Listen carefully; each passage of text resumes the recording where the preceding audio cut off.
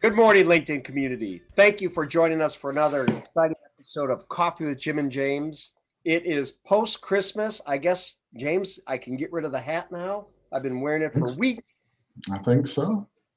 But, anyways, today, though, we want to bring it back around. We've done a few episodes of the Seven Habits book, and this is now our third episode.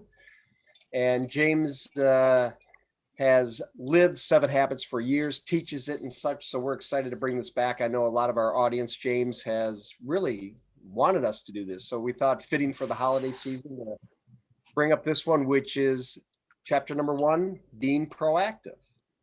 Yeah. Yeah, for those that don't know, at Energy WorldNet, we are very passionate about the book by Stephen Covey, The Seven Habits of Highly Effective People. There's different versions of it. This is one of my older copies. There's actually a newer version. I like this one. It has a lot more notes in it after all these years. But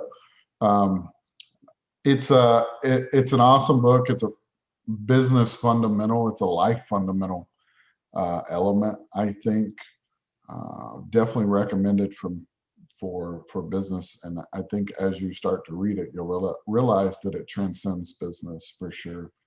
But EWN has always been passionate about this and focused on kind of teaching these habits internally, and so we have initiatives built around it that bring new groups through all the time. And Jimmy, I think you're living it right now. In fact, probably by the time this airs, we will have graduated again this class of Seven Habits. So it's been a passionate journey. A lot of awesome people involved in this habit that.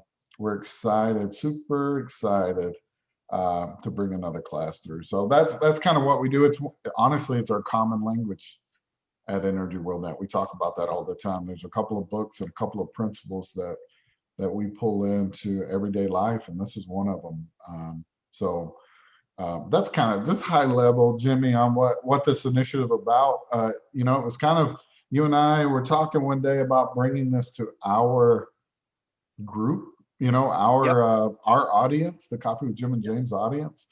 And so you mentioned it, but a lot of good feedback so far from the people that are watching it, don't you think?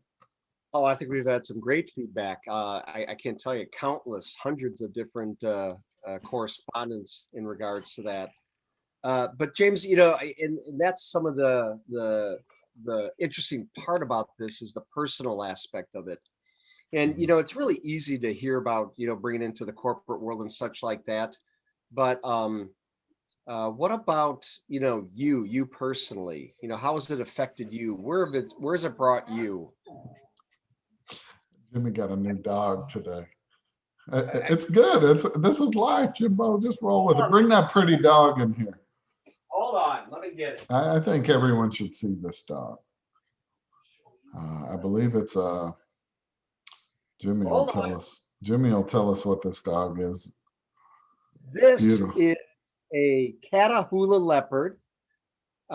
She's 18 weeks old. Her name is Khaleesi, and she's a puppy. She is a very vibrant puppy. Shout out to Game of Thrones reference there. Oh. We may get more viewers just from the Khaleesi reference. But Jimmy, you said personal experience from being proactive. This is a hard one for me, and it's a fundamental one for the Seven Habits. The reason that is the first habit is really to get you in that proactive stance, and it's a battle. On the pre-show, Jim, we were talking about that it's a journey. That being proactive.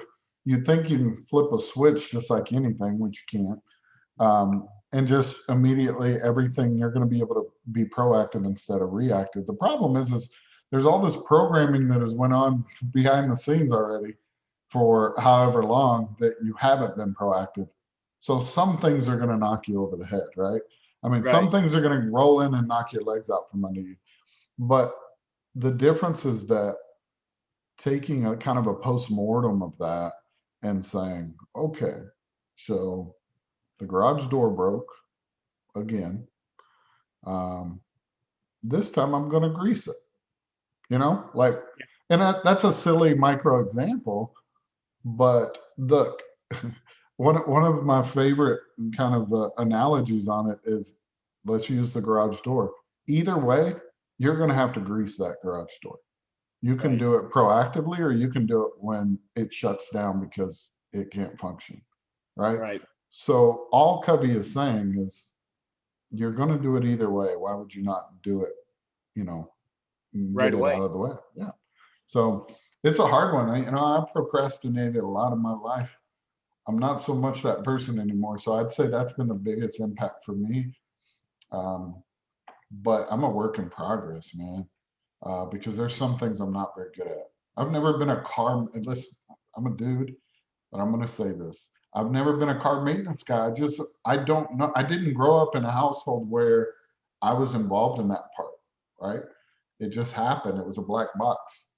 Nope, not a problem. But now as an adult, I I don't even know half the time what I don't know about a car.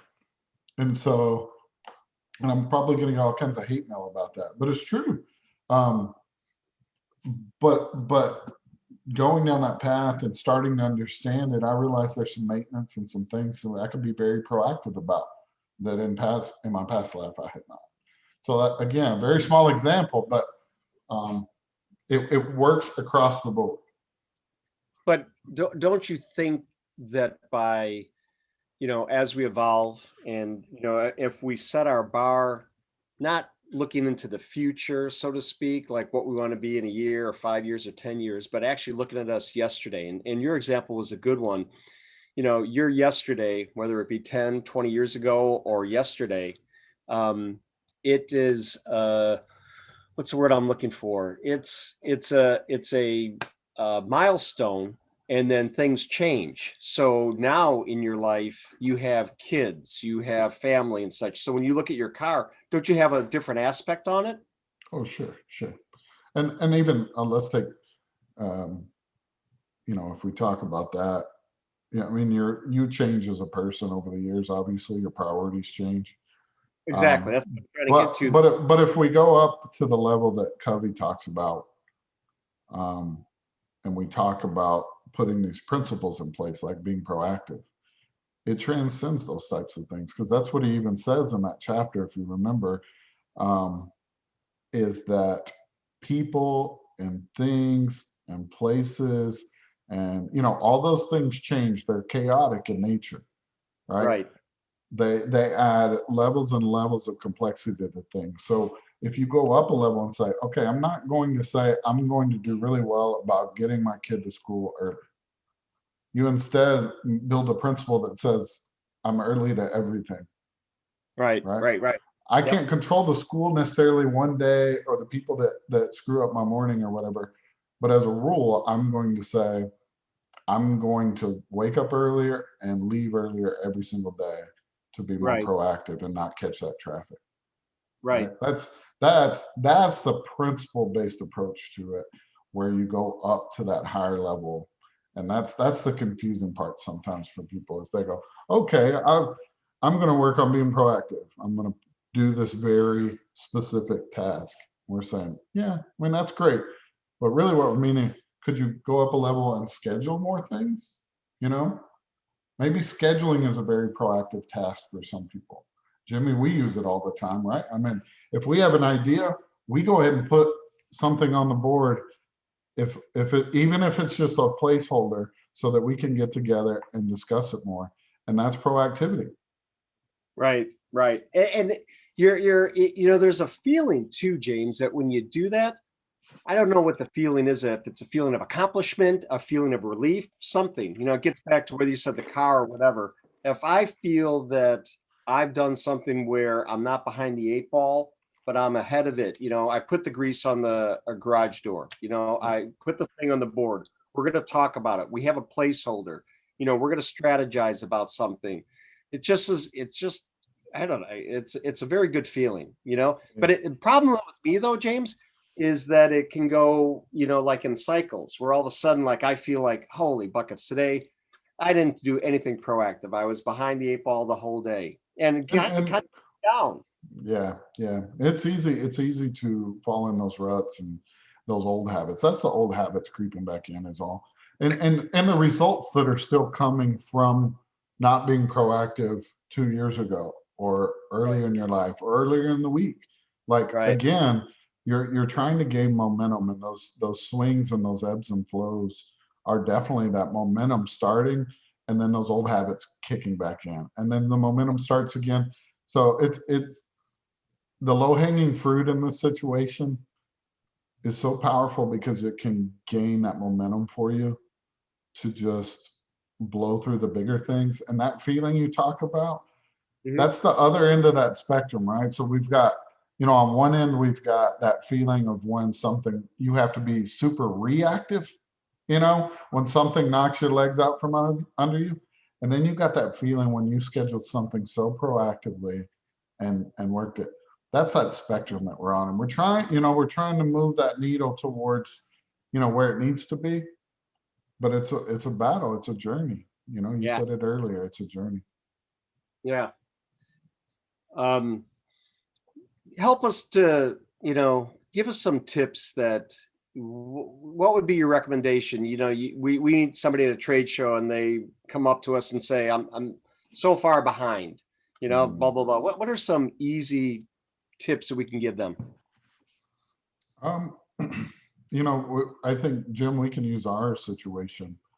Um, I'm going to use Coffee with Jim and James as a Okay. example. Okay, so from the outside, we just hop on a show, record it, done deal, right?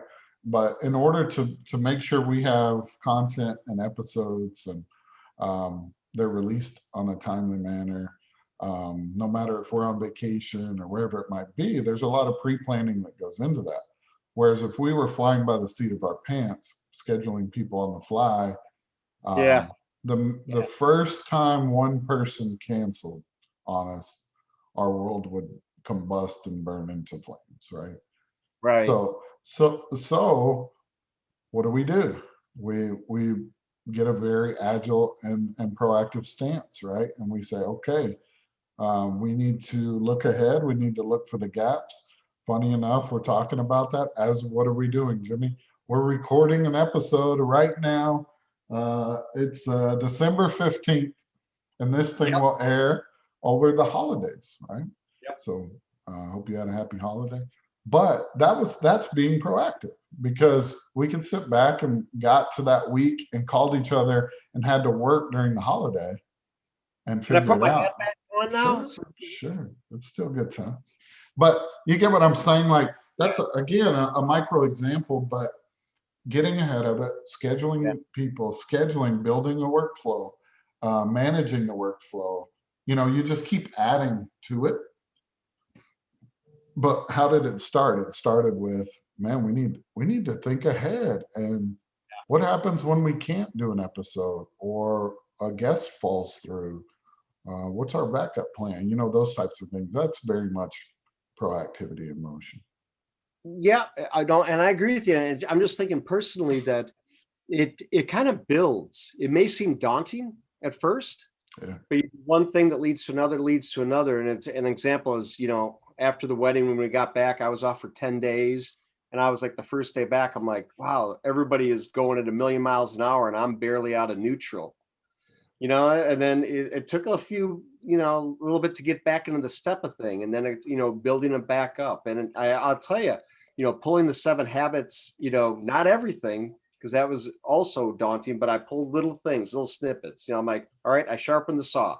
So I got that out of the way, and Yeah. then, putting first things first. Okay, I'm back in the swing. Let's make sure I have my list, first things first. And they really do help. And the exciting thing and the thing I love about 7 habits is it's just like that. And I'll say it's almost like reading the Bible. You may read this, you may read that, you may go through, and some days you just need, okay, I feel like I'm struggling. You go through and you read a little bit and you're like, okay, it puts me back into perspective. So Yeah.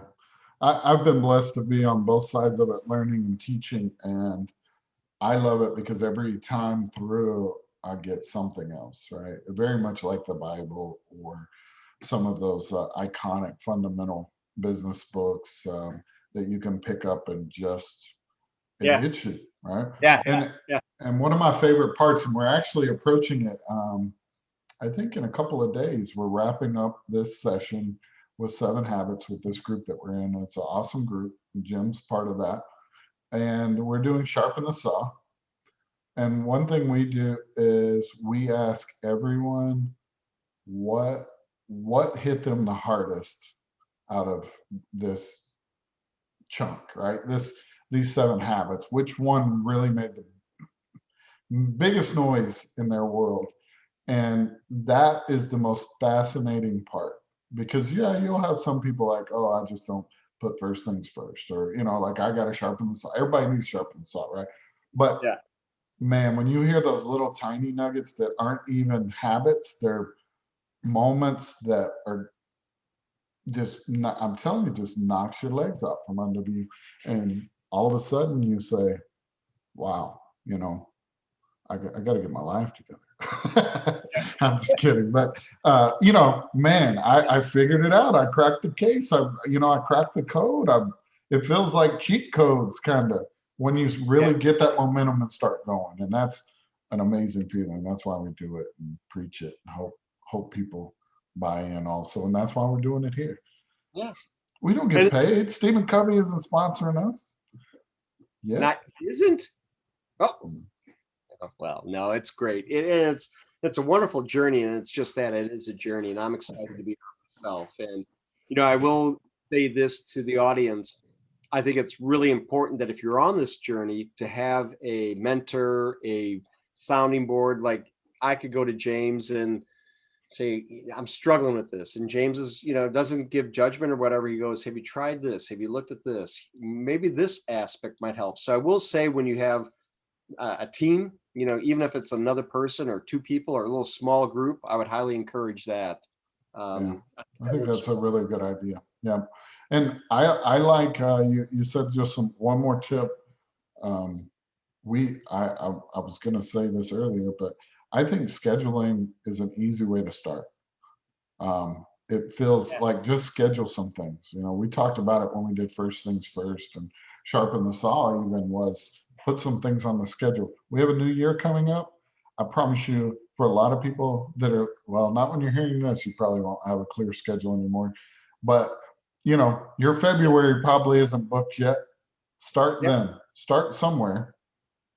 Start now. Just schedule that first thing, that first proactive move. Call it be proactive.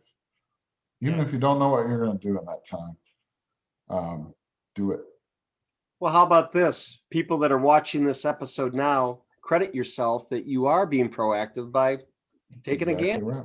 That's right. Because this is the first step.